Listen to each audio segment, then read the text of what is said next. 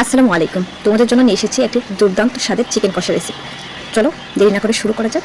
প্রথমে চিকেন কষা রেসিপির জন্য আমি নিয়ে নিচ্ছি 750 গ্রামের মতন একটি চিকেনগুলোকে আমি ভালোভাবে পরিষ্কার করে নিয়েছি। এরপর এর মধ্যে দিয়ে দিচ্ছি 1 টিস্পুন আদা বাটা, স্বাদ মতো লবণ, হাফ টিস্পুন হলুদের গুঁড়ো, 1 টিস্পুন কাশ্মীরি লঙ্কার গুঁড়ো, 1 টিস্পুন গরম মশলা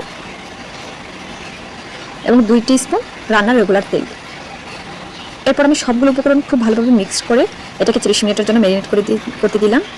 এরপর চুলায় একটি প্যান বসিয়ে তাতে 3 টিস্পুনের মতন রান্নার রেগুলার তেল দিয়ে দিচ্ছি। তেলগুলো হালকা একটু গরম হয়ে গেলে এর মধ্যে কিছু আস্ত গরম মশলা দিয়ে দিলাম। এরপর এর মধ্যে এড করে দিলাম 1 টিস্পুন আদা বাটা। এরপর সবগুলোকে সুন্দর করে একটু ভেজে নিচ্ছি। ভাজা হয়ে গেলে এর মধ্যে দিয়ে দিচ্ছি আগে থেকে কেটে রাখা মাঝারি সাইজের 4টি পেঁয়াজ কুচি। পেঁয়াজগুলোকে একটু হালকা গোল্ডেন করে ফ্রাই করে নিচ্ছি। পেঁয়াজটা এই যে দেখো, পেঁয়াজটা ফ্রাই হয়ে গেলে একটু নরম হয়ে যাবে। এরপর দিয়ে দিচ্ছি আগে থেকে ম্যারিনেট করে রাখা চিকেনটাকে আমি এর মধ্যে দিয়ে দিচ্ছি। এরপর এটাকে আমরা 15 মিনিটের জন্য কুক করব। 15 মিনিট পর কুক করার পর দেখো চিকেনের কালারটা ঠিক এরকম এসেছে।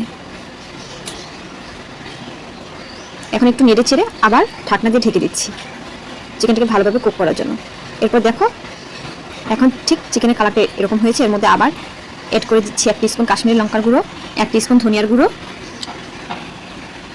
1 টিস্পুন গোলমরিচের গুঁড়ো এবং লবণটাকে তোমরা কমিয়ে বাড়িয়ে দিতে পারো, একটু টেস্ট করে নিতে পারো, যদি লাগে আবার দিবে, না হলে তো একবার দিলেই হবে। এরপর আবার এর মধ্যে চিকেন মশলা 1 টিস্পুন অ্যাড করে দিলাম। এখন আবার এটাকে 10 মিনিটের জন্য কুক করব।